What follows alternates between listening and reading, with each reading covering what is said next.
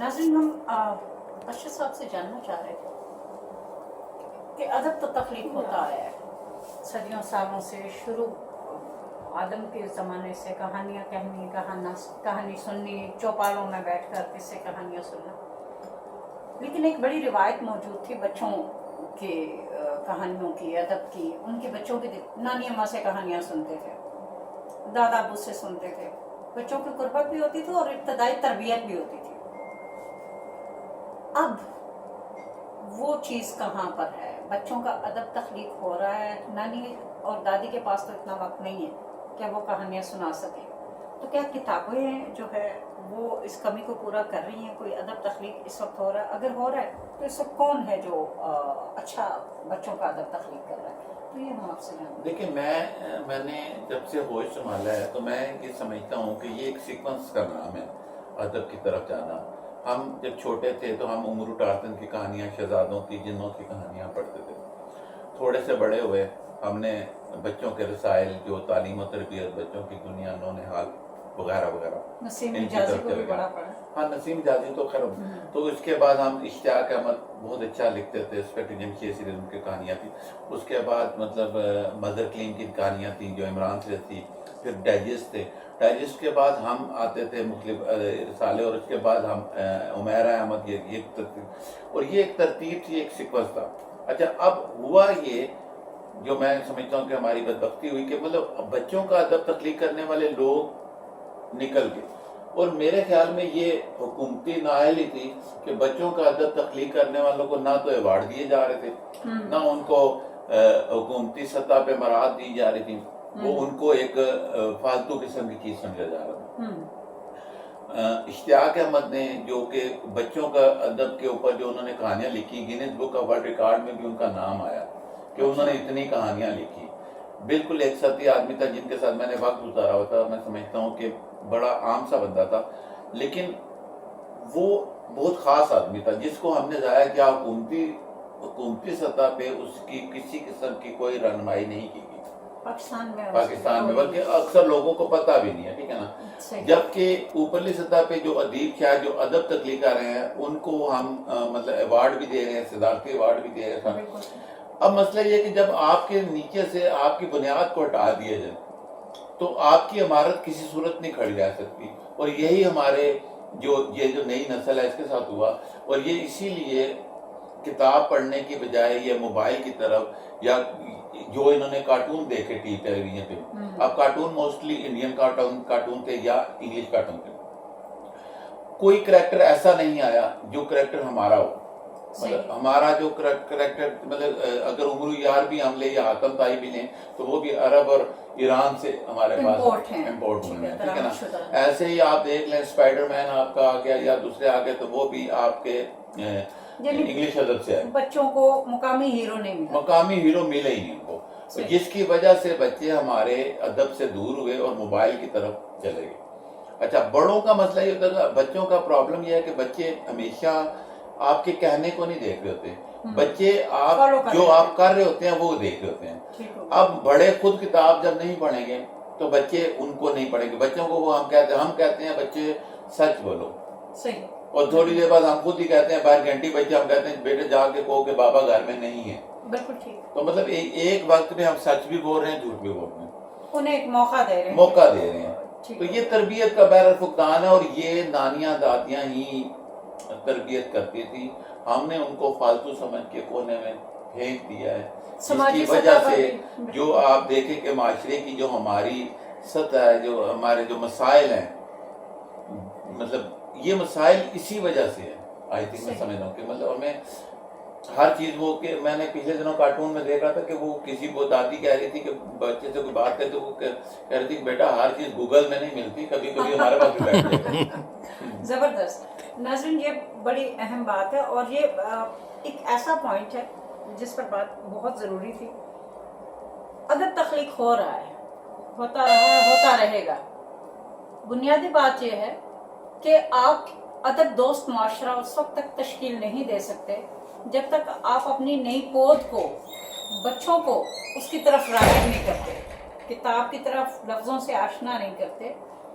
تو ان کے لکھنے والوں کو زیادہ سے زیادہ پروموٹ کرنے کی ضرورت ہے، ان کا آگے آنا، ان کو کچھ ایسی مراد دیں، ان کو کچھ ایسی چیزیں دیں اور وہ اپنی قومی ذمہ داری سمجھ کر اس کو قبول کریں اور آگے. ہمیں پتہ ہے ابھی بھی کچھ لکھنے والے جو ہیں وہ شکوہ کرتے ہیں کہ ہم یہ اپنے رسک پر لکھتے ہیں، ان کو کوئی وہ چیز نہیں ہے.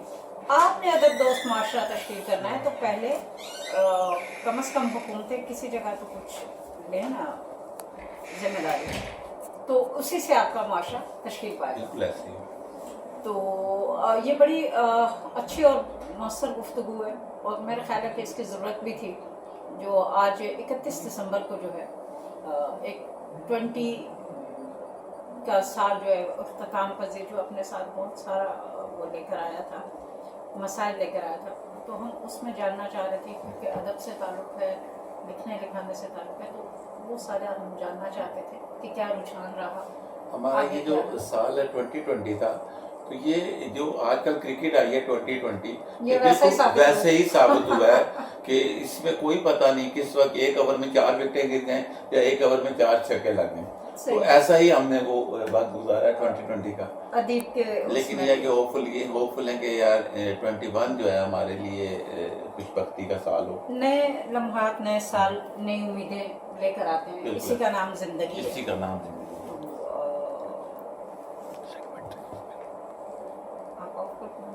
ایک منٹ کہاں سے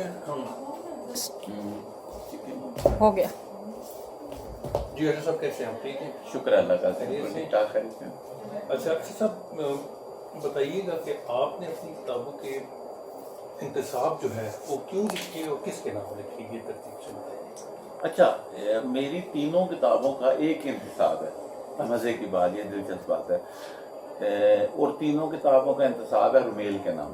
رومیل میرے بڑے بیٹے کا نام ہے. اچھا ایک وقت ایسا تھا، اچھا اس کا انتصاب بھی ایسی ہے کہ رومیل کے نام جس کے دم قدم سے زندگی کا احساس واقعی ہے.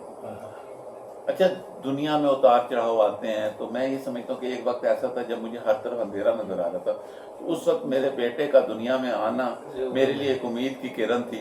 تو وہ مجھے آپ یہ سمجھ لیں کہ زندگی کی طرف واپس لانے والا میرا بیٹا تھا. رومیل کا مطلب کیا ہے ہمارے؟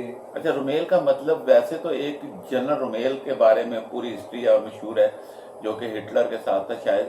تو وہ ایک بڑا ظالم جنرل تھا. لیکن یہ رومیل واو والا نہیں ہے، یہ رومیل پیش کے ساتھ ہے. یہ اس کا مطلب ہے آرائش والا. آرائش والا، ٹھیک ہے. یعنی جو کتابوں کی آرائش بھی کرتا ہے، جی تو آپ کتابوں کی، ادب کی اس اور جو ادب کی جتنی بھی اصناف ہیں ان کو جو ہے آپ آرائش کے ساتھ جو ہے وہ کتابوں کے سپرد کرتے ہیں. بالکل. ایک دفعہ میرے بھائی نے مجھ سے سوال کیا کہ آپ کی وائف کی کوئی خوبی، تو میں نے ان کو خوبی یہ بتائی کہ اس کی خوبی یہ ہے کہ اس نے مجھے وہ بچے دیے جیسے بچے میں چاہتا تھا. تو ویسی ہی خوبیوں والے، مطلب بچے تو خیر سب کو اچھے لگتے ہیں، اپنے بچے بھی، دوسرے بچے ہوتے ہی پیارے ہیں. لیکن کچھ چیزیں ہوتی ہیں جس میں ماں باپ کو ایک خوف ہوتا ہے کہ یار میں یہ اپنے بچوں میں یہ خوبیاں دیکھوں. تو الحمدللہ کہ وہ ساری خوبیاں میرے بچوں میں ہیں.